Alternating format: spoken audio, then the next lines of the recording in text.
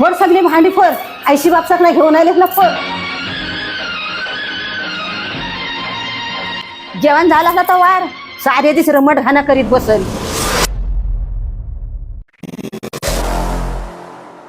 देते थोडी भांडी घासून झाली का देते. तुझा टायमावर कधी काम होत आहे. हा तुमच्यासारखी 4 घरा हिंडवून येतो ना म्हणून. चेअर घारा काय चेअर गाव हिंडून आलो ना तरी रमट घाणा तुझा पुरा नाही व्हायचा. घोलवी आहेस ती. आमच्या जमान्यात असा नव्हता. कसा. हाच सासूच्या तोंडाला तोंड देतेस असा नव्हता. मग आमच्या जमान्यात पण असा नाही होईल. कसा कसा सुनाला लेकीसारखं ठेवतात. देवाचा आभार मान. तुला म्हणून घरात ठेवले. लेकाला जर एक शब्द बोललो ना तर तुला 5 मिनिटात घरात हाकलून काढील बाहेर. म्हणूनच अशा चुकीच्या विचारांमुळे तुमच्यासारखी म्हातारी माणसं आश्रम मध्ये जातात.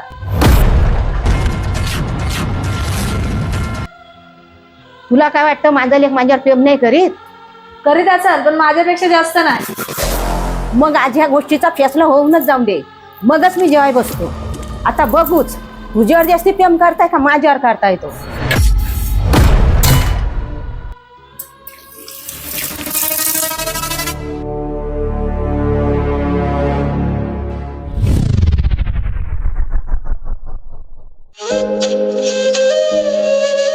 काय झालं.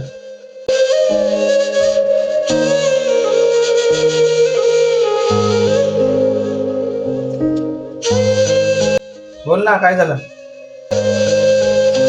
आवाज तुम्ही सांगूनच टाका की माझ्यावर प्रेम तुम्ही जास्त करता की आईंवर. एका पुरुषाच्या आयुष्यात आईची जागा आणि बायकोची जागा दोन्ही जरी अलग अलग असल्या तरी दोन्ही महत्वाच्या असतात. आईकडून झाली जीवनाला सुरुवात आणि बायकोकडून मिळाली आयुष्याला साथ. आई आशीर्वादाची ती छाया आहे जी प्रत्येक कठीण परिस्थितीत पाठीशी खंबीर उभी राहते. आणि बायको जीवनाची ती सावली आहे जी प्रत्येक पावलोपावली सोबत चालत राहते. तुम्ही दोघेही माझ्या आयुष्यातले खूप महत्वपूर्ण घटक आहात. अशा जर भांडत राहिलात तर या घराचा नरक व्हायला वेळ नाही लागणार. असा कसा नरक बनल. सुनबाई जा जेवण घेऊन ये. आपण गोल्या मेल्यान सगळी जेवाय बसू.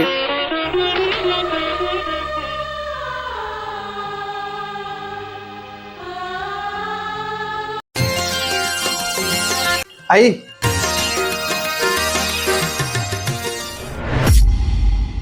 अगं आई ऐकून तर घे. काय ऐकून घ्यायचा. ऐकून काय घ्यायचा. कामाधंद्यावर जाशील पैसे कमवून आणशील माझ्याशी देशील तेव्हा माझ्याशी बोल.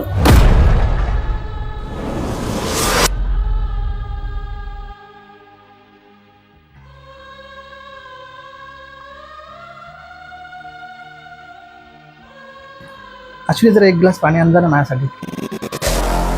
ए तू तुझं जाऊन घे. मी नाही देणार तुला. अगं असं कसं बोलू शकतेस तू. मोठा भाऊ आहे मी तुझा. आधी पहिला कामाला लाग मग स्वतःला मोठा भाऊ समज.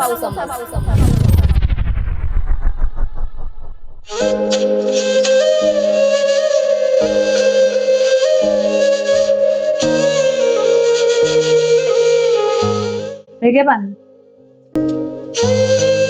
थँक्यू मला समजून घेण्यासाठी. आपल्या नवऱ्याचं दुःख आणि त्याला होणारा त्रास ही फक्त त्याची बायकोच समजू शकते. प्रत्येक नवऱ्याच्या पाठीशी तुझ्यासारखी बायको असेल ना तर कुठलाच नवरा कधी आयुष्यात हरणार नाही. तुम्ही टेन्शन घेऊ नका. तुम्हाला काम भेटून जाईल.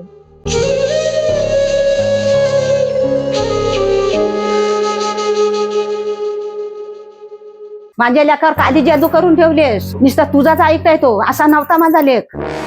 मला जर काला जादू करताना आला असता ना तर त्या अंबानीच्या पोरावर केला असता. तुमच्या ह्या काल्यावर केला नसता.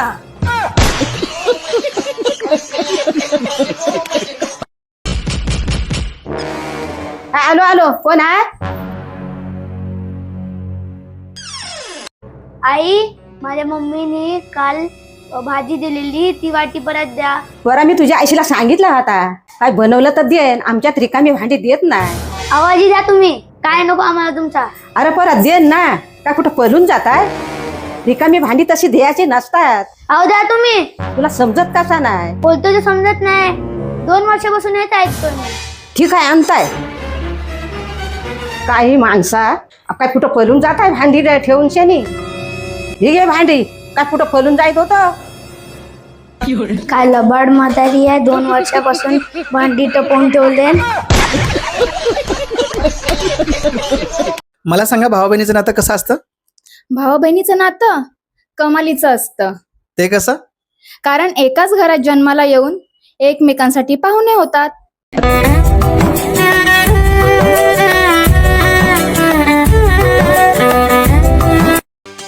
सगळ्यांना ब्लॉक करणं गरजेचं नसतं. काही चमच्यांना अनब्लॉकच ठेवायचं असतं, जेणेकरून हर एक खबर हेड ऑफिस पर्यंत जाईल.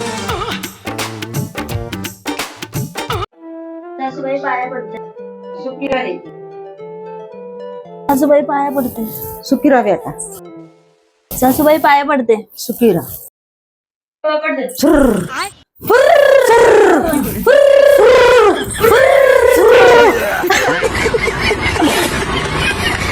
तू काही हिस्सा मागायलेस? आई वडिलांच्या प्रॉपर्टीमध्ये मुलाचा आणि मुलीचा समान अधिकार आहे. आली आली मोठी बोटा ठेवलाय. चाल.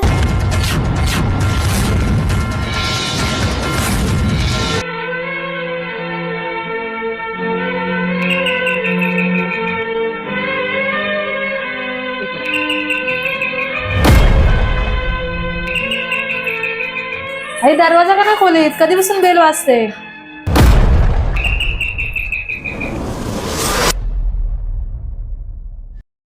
काय दिली?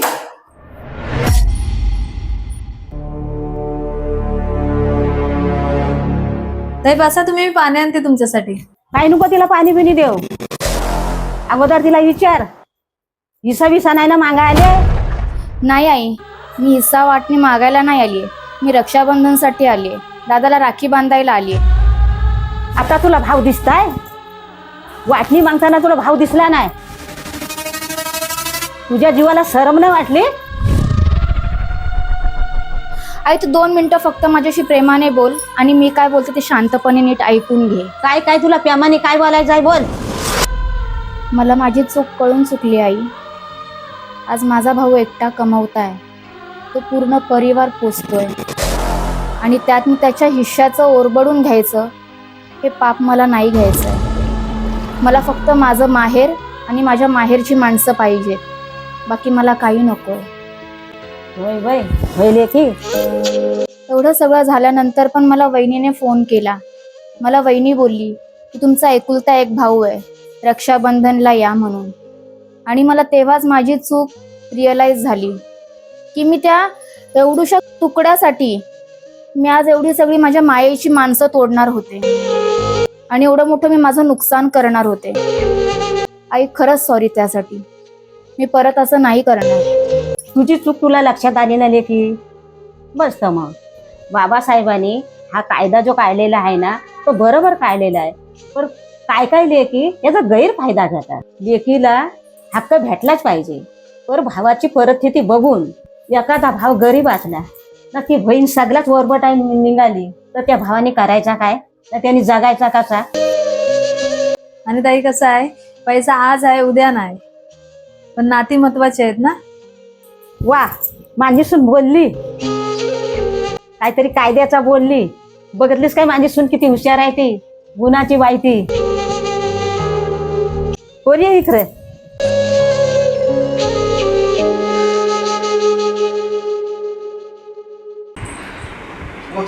वाकूनच येतो डायरेक्ट.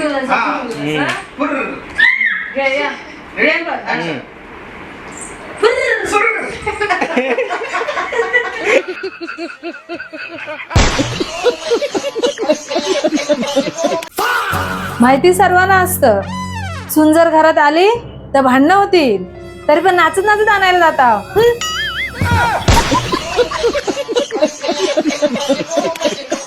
लेक माहेरला आल्यावर बस एवढीशीच गोष्ट ना बहिणी, मग त्यात काय एवढं मनाला लावून घ्यायचं? वय झालंय त्यांचं आता. त्यांनी पण त्यांच्या आयुष्यामध्ये खूप मेहनत केलेली आहे, तर तर त्यांचे खायचे बसायचे बोलायचे दिवस आहेत. बोलली एखादा शब्द थोडं मनावर नाही लावून घ्यायचा. तुम्हाला का तुमचे आई वडील बोलले नसतील काय? तुम्ही लक्ष दिलं नाही ना, थोडस दुर्लक्ष करायचं. काय फरक पडतो बोलल्याने? आणि 30 लेख सासरला आल्यावर तुम्ही तुमच्या आई वडिलांना सांगून ठेवा, ते बसल्या बसल्या ऑर्डर सोडतात हे मला चालणार नाही. जरा पण ते हलायला मागत नाही, काही करायला मागत नाही. त्यांना जरा हिंडायला फिरायला सांगा, थोडेफार घरातले कामं करायला सांगा. त्यांना म्हणजे आजार पण येणार नाही. असे बसून बसून राहतील 10,000 जडतील, परत त्यांची नुकसान आपलंच. कळलं?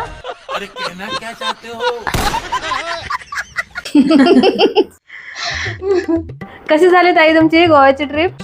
हो छान झाली, छान झाली. वा, सुगंध तर चांगला आहे तुमच्या परफ्यूमचा. हो, माझे सगळे बाहेरगावचेच प्रोडक्ट असतात, मेड इन जपान. तुमचा पण फ्रेग्रन्स छान आहे परफ्यूमचा. हो ना, माझे पण सगळे बाहेरगावचे प्रोडक्ट असतात. कसला तरी कुबट वास येतोय ना? हो, मला पण येतोय. मेरी निंद्या मुल्याची भाजी.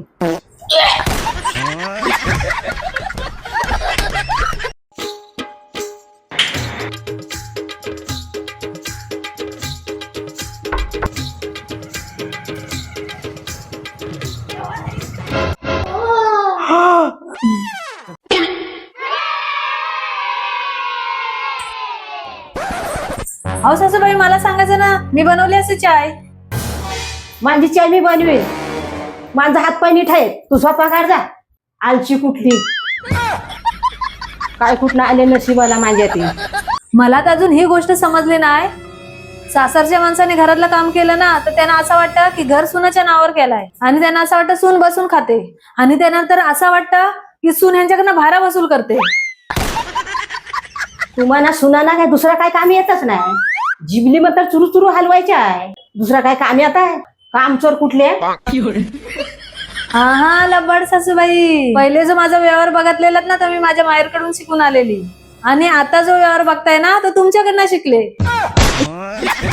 तुम्हाला सुनाना सासवाना उलटा बोलायचा माहिती आहे, दुसरा काय बाकी येत नाही. मग सासूबाई, तुमच्या तोंडाला तोंड नाही ना दिला आणि तुम्हाला जबाब नाही ना दिला, तर तुम्ही सासरची माणसं आम्हाला अख्खीच गिळून खाशी, आणि शेजाऱ्यांना कलून पण देणार नाही. तुमच्या सुनांच्या तोंडाला कोण लागताय? माझी चाय मी बनवले, मी जात आहे माझ्या रूम मध्ये. तेरा तो गेम बजाना पडेगा. माझ्या तोंडाला लागशीवच कशी? जबाब द्यायला शिकलाय मी. जेव्हा जबाब देताना येत नव्हता, तेव्हा सर्व मिळून गुंडाळलेली मला. जा बिया तुमची चाय, दुसरी कामं काय आहेत तुम्हाला?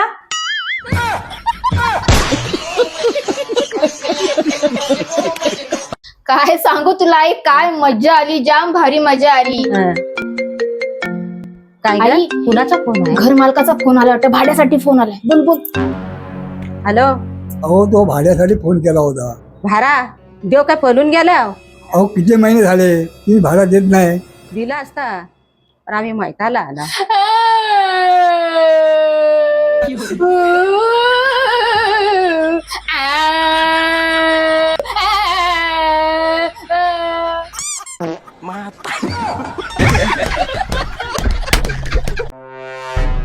आई, तुला माझी मैत्रीण माहितीये, रिजू?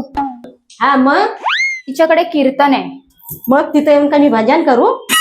नाही नको, तू काय नको करू, मी जाऊ का तू भजन करणार आहेस? नाही, तिकडे सगळ्या माझ्या मैत्रिणी वगैरे पण येणार आहेत ना, मी जाते ना. आजच्या यावरात ना सांग तिला नाही येत म्हणून. आई, तिकडे माझ्या सगळ्या मैत्रिणी वस्तीलाच येणार आहेत, आणि मी नाही जाणार तर बरोबर नाही वाटणार ते. जाऊ दे ना मला प्लीज. तू नाही गेलीस तर काय कीर्तन थांबणार आहे? नाही, थांबल थांबल. का तू काय कुठली महाराज आहेस काय? तू नाही गेलीस का कीर्तन थांबणार आहे? हा आई, म्हणजे नाही आई. तू काय डोक्याने एरी आहेस काय? हा हा ना, हो करतेस ते, हो नाही नाही करतेस ते.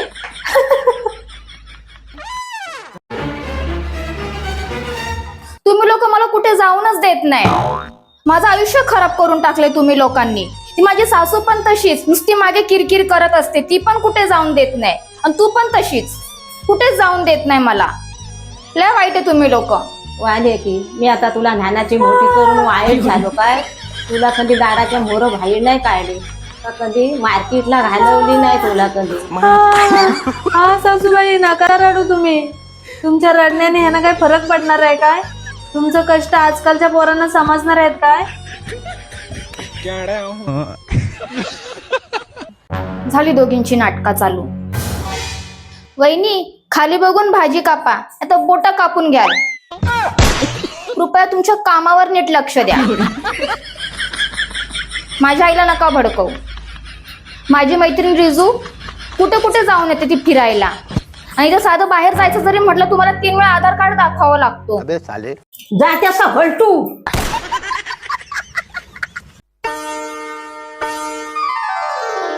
अरे वा,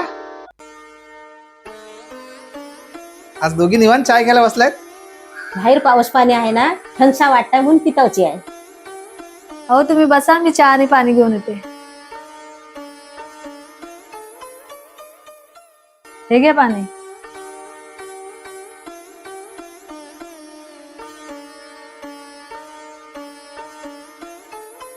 काय मग नेहा, यावर्षी रक्षाबंधनला माहेरी जाणार आहेस की नाही? हा घे कप. ती कुठं जाईल माहेरी? तिचा काय भाव आहे?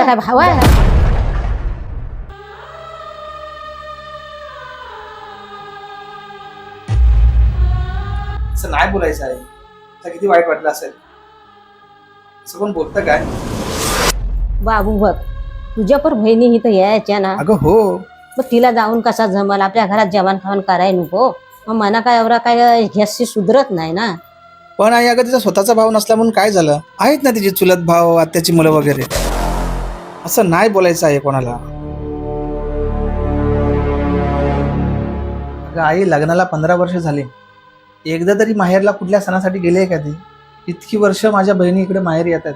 रक्षाबंधन असो, भाऊबीज असो, आपल्या सगळ्यांच्या आनंदासाठी ती कुठेही कधी जात नाही. आपल्या सगळ्यांच्या आनंदात ती स्वतःचा आनंद व्यक्त करते. म्हणून मी तिला फक्त यावर्षी चांगलं वाटावं, बरं वाटावं म्हणून तिला फक्त विचारलं. तर तू तिला हे असं बोललीस. चुकलाच माझा. मी अशी नको बोलाय हवं होतं. जा तिला प्रेमान समज.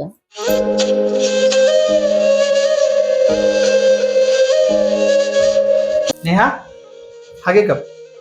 अगं आईचं बोलणं मनावर नको घेऊ. नेहा, अगं कशाला एवढं मनाला लावून घेतेस? काही गोष्टी ना सोडायला शिकायच्या. आई अशी बोलून जाते ग, पण तिच्या मनात काय नसतं. हो असं नाही हो, पण आई बोलतात ते माझ्या पण मनाला लागतं ना.